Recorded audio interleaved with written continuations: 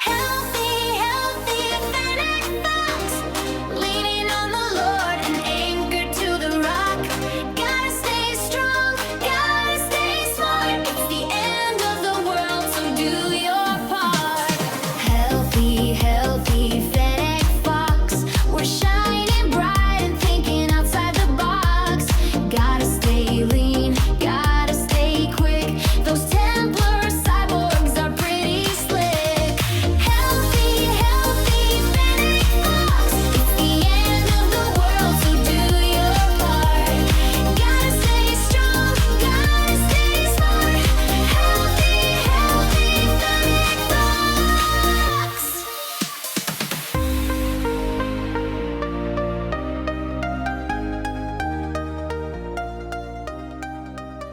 All right, welcome to part 6, gut health.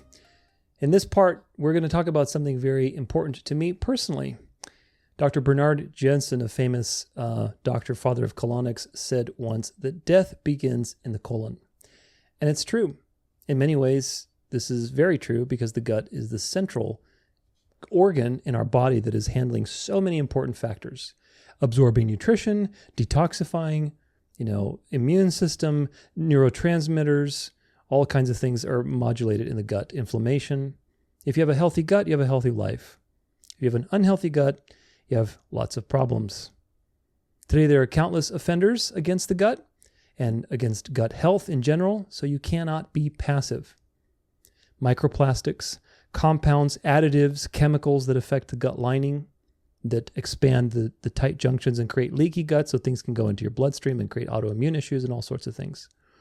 Compounds that hurt your gut microbe and microbiome and kill off good bacteria. Things that feed the bad bacteria. Antibiotics in medicine and food and water.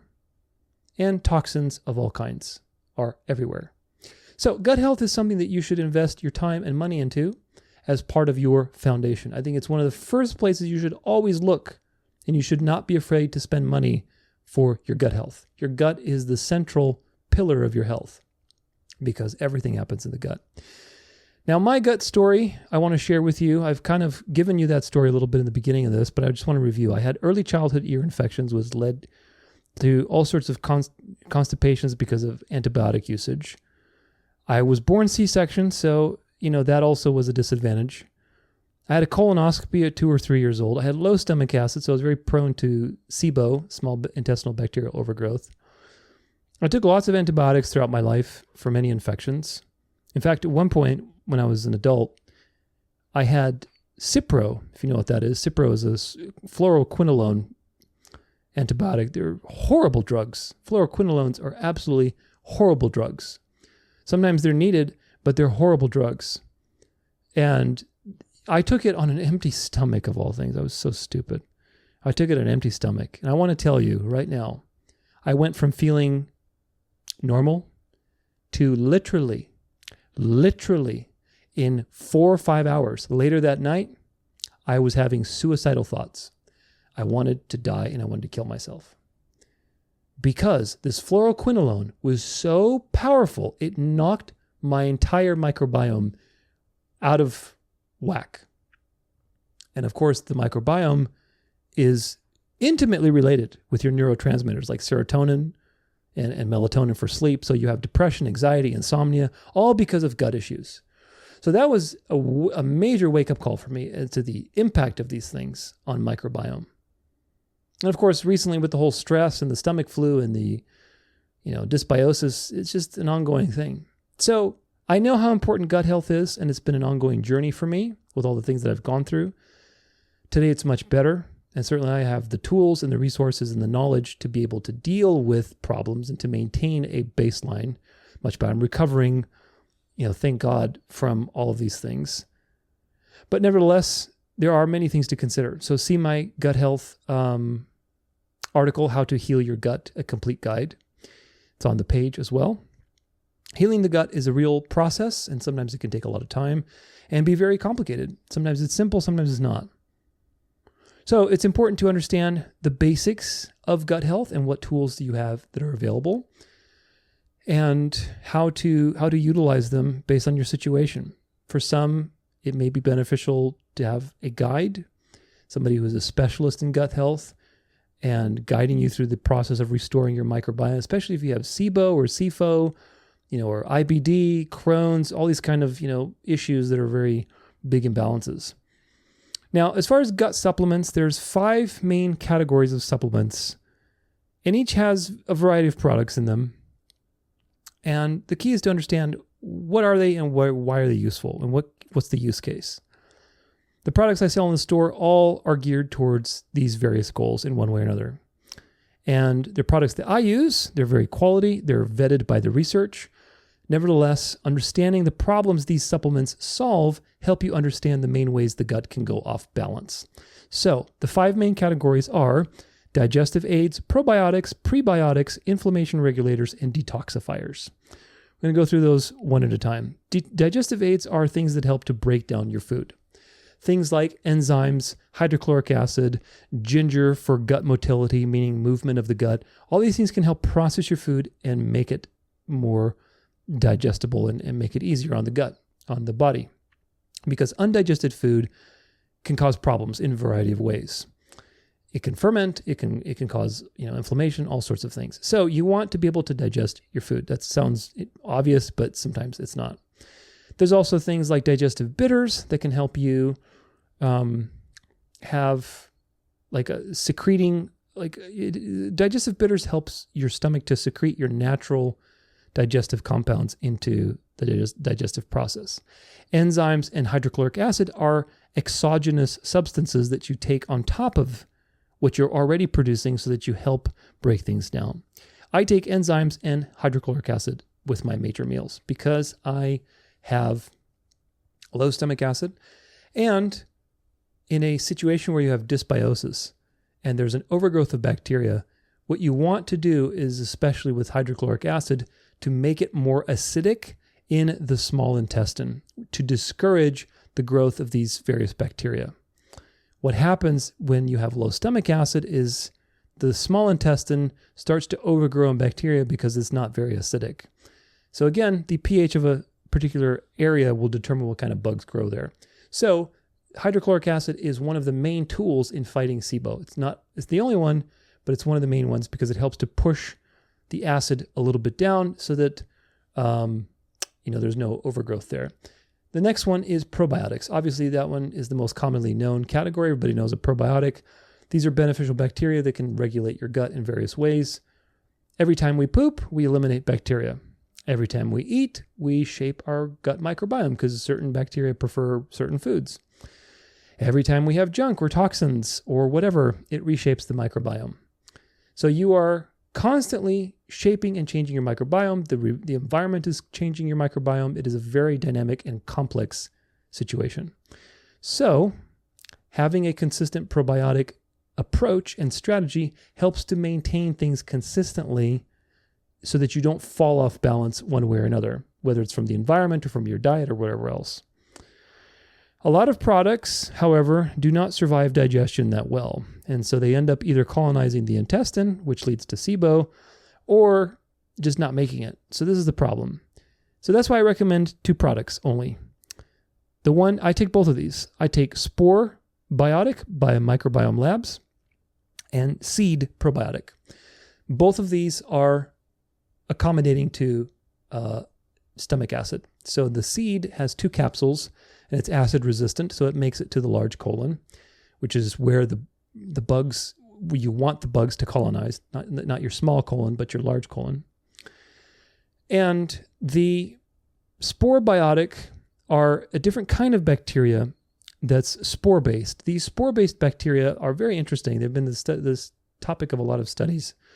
They're transient bacteria, meaning they don't colonize permanently. They're transient. However, why they're useful is that they have unique effects in supporting the good bugs and competing with the bad bugs. So they're kind of like a cleanup crew, so to speak, that works alongside a good probiotic to basically shape the microbiome. So they're very useful. They can help even short term or on an ongoing basis. I take it on an ongoing basis, along with some other things too. But prebiotics are the next category. And these are compounds that act as fuel for your gut bacteria. So what does that mean? Well, things like from food like beans, onions, resistant starch, these things act as food that are substrate for these bugs to proliferate and eat. And the good bugs need that food in order to create their beneficial compounds like butyrate that reduce inflammation in your gut. You can also take these as supplements. The problem is that these prebiotics, most of them feed everybody, like inulin, chicory root fiber, acacia fiber. All of these prebiotic fibers are horrible for most people because most people have some level of dysbiosis. If you have SIBO, definitely avoid such a thing. Do not have these fibers because they will ferment quickly and they will proliferate the bad bugs. If the bad bugs are already out of balance, you don't want to feed them. So this is the problem with prebiotics. Even though they're needed, you need prebiotics. How do you deal with it? If you have SIBO, it's very difficult to have a diet of these things because eating beans or onions or whatever else will just blow you up. So what do you do? Well, with SIBO, you can go on a low FODMAP diet for a temporary period of time, which is not recommended to go for a long time. Just a couple of weeks while you're doing these other interventions to shape the microbiome, to get back to a situation where you could tolerate some of these things. So that's important. But with prebiotics, there's two products that are actually very beneficial. And again, these are in the Ultimate Health Stack and they're in the store as well. One of them is Pure HMO and one is Sunfiber GI powder. They're different, but they both have very interesting properties. Pure HMO is completely selective in what it feeds. Now, Pure HMO is human milk oligosaccharide. Now, before you throw stones at me, it's not made from any lactating women, don't worry. It is synthesized by a special bacteria to basically create a sugar, an oligosaccharide, that is biologically identical to the kind of oligosaccharides that are found in human milk. Why that's meaningful? Because that is a completely selective oligosaccharide, meaning that sugar, that prebiotic, is selectively feeding the bifidobacterium in your gut. And those are good bugs. It does not feed the bad bugs. It's one of the few things that acts this way. The other one is Sunfiber GI, which is really PHG, partially hydrolyzed guar gum, PHGG. Partially hydrolyzed guar gum is an interesting fiber because it ferments extremely slowly, so it makes it all the way to the large colon. That's a bonus. Remember that we don't want colonization in the small intestine, we want colonization in the large intestine. There are some bugs in the small intestine, but most of the bugs you want in the large intestine. If you're taking probiotics that aren't acid resistant in acid resistant capsules, or you're taking these prebiotic fibers, all that stuff is going to go through your stomach and then land in your small intestine and ferment there and grow bacteria in your small intestine. So you don't want that. You don't want that because that's SIBO, that's SIFO, that's all kinds of nasty stuff. So you want things that can make it to the large colon. Well, PHGG is a substance that makes it to the large colon because it doesn't get broken down easily. So it ferments very slowly, unlike the other powders which ferment very quickly. That's number one. So it's selective in the sense that it's fermenting very slowly. And because of that, it doesn't tend to attract the bad bugs. It attracts the good bugs. The bad bugs like a quick hit of sugar. That's why Candida and all these other ones feed off of real junk food, which you're eating. So it's not like pure HMO where it's chemically selective to a particular type of bacteria. But it is selective in the sense that it's the safest, best powder to use to have a broad ranging effect for other species of bacteria, not just Bifido species, because there's other good bacteria that can feed off of this without feeling like it's going to knock your system out. Those are the only two. And the specific the formulation that I'm offering here from Sunfiber also has a dose of Bifidobacterium with it. I think it's got like 8 billion Bifidobacterium with it. So it's got the powder. It's got the bifidobacterium with it so that you can take a probiotic and a prebiotic at the same time. So it's a really good product.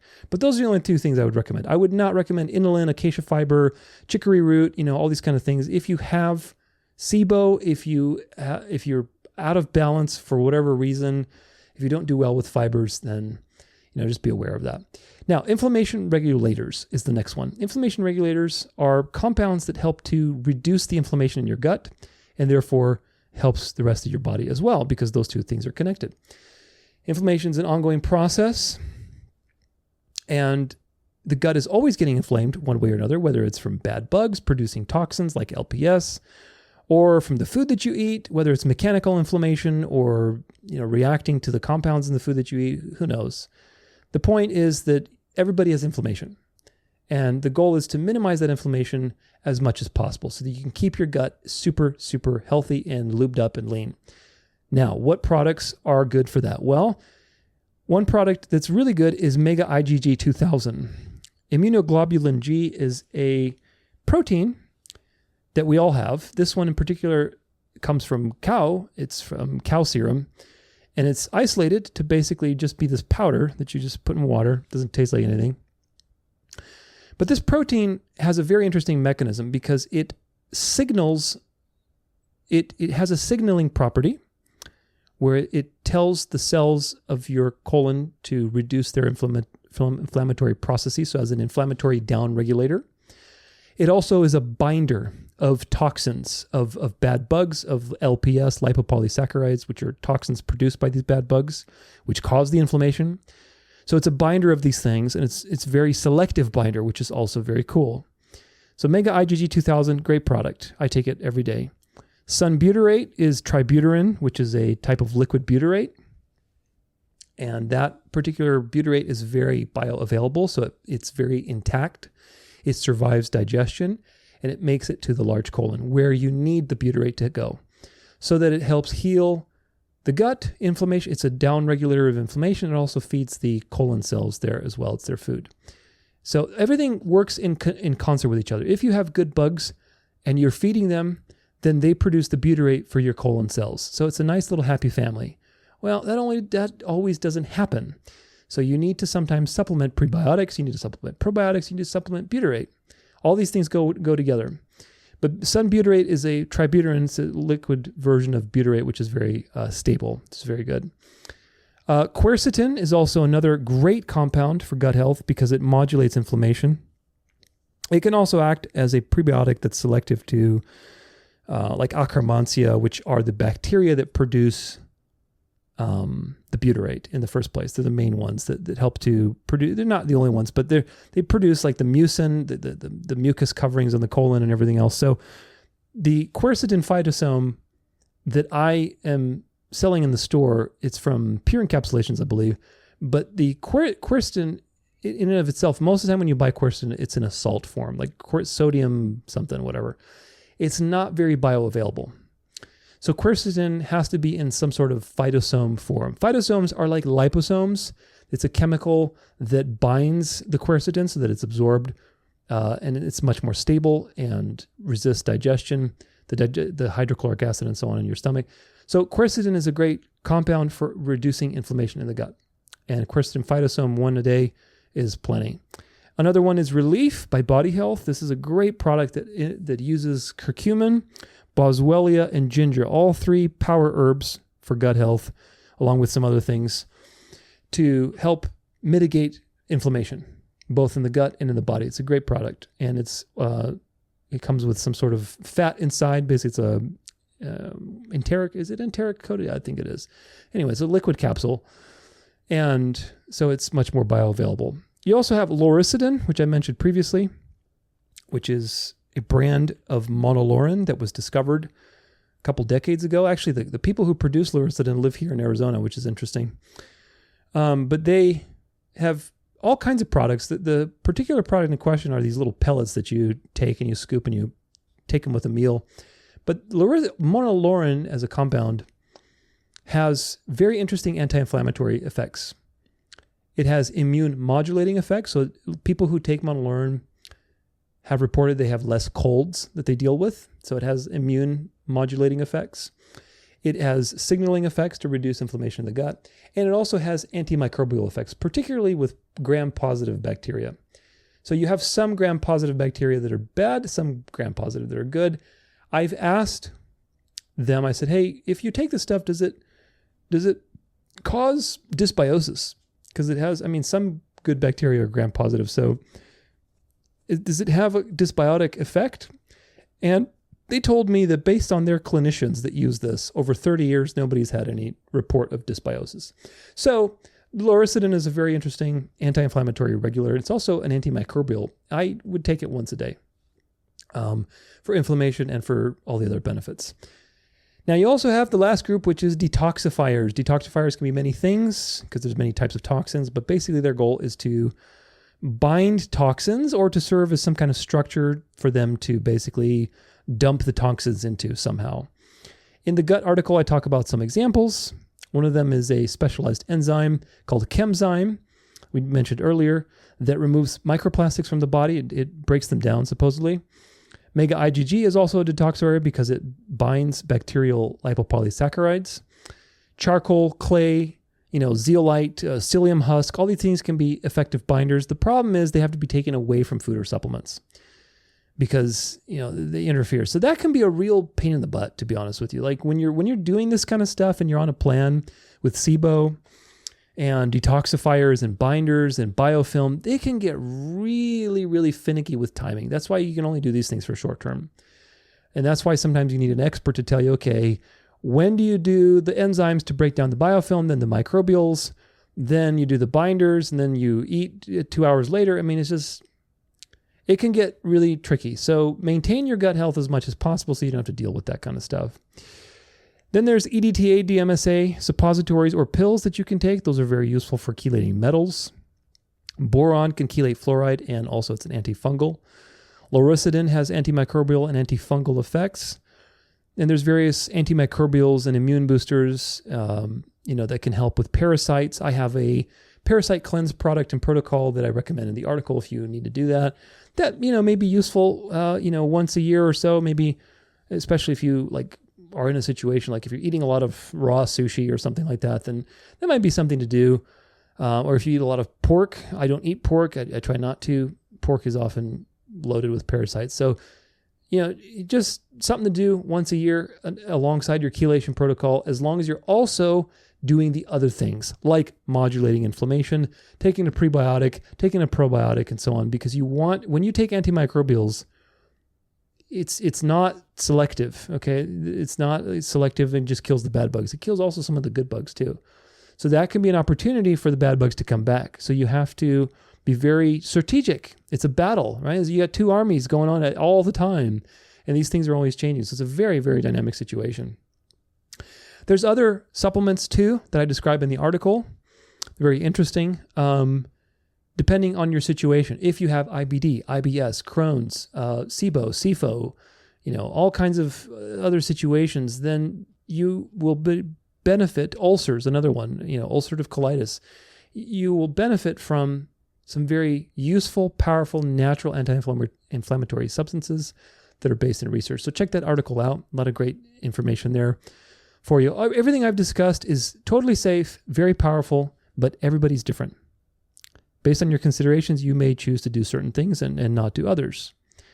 Again, if you have SIBO, try to focus on pushing down everything with hydrochloric acid so you can purify the small intestine and minimize prebiotic fibers and supplement with good probiotics.